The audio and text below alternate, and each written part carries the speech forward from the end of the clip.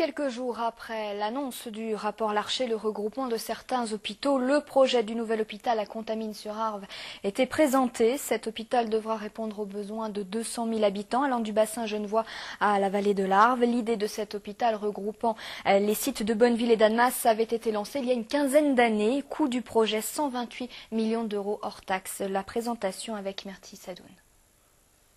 La maquette est déjà là et le projet commence enfin à prendre forme. En témoignent les nombreux panneaux informatifs. Tout a été scrupuleusement pensé pour le futur hôpital d'Annemasse-Bonneville. C'est un hôpital qui comptera 445 lits et places.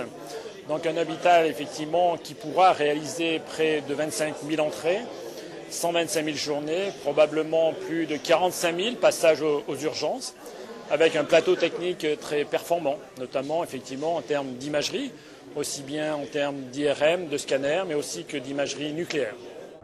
Un bâtiment censé être flexible, évolutif et supposé contenir des équipements techniques à la pointe du progrès.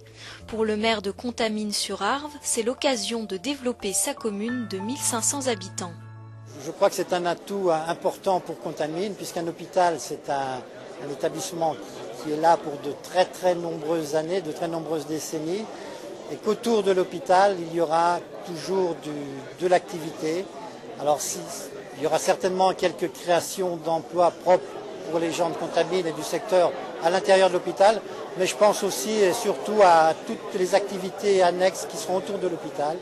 Un chantier gigantesque de 55 000 m² qui devrait employer plus de 800 personnes pendant 2 ans, mais également une satisfaction pour les élus au moment où l'on parle beaucoup du rapport Larcher.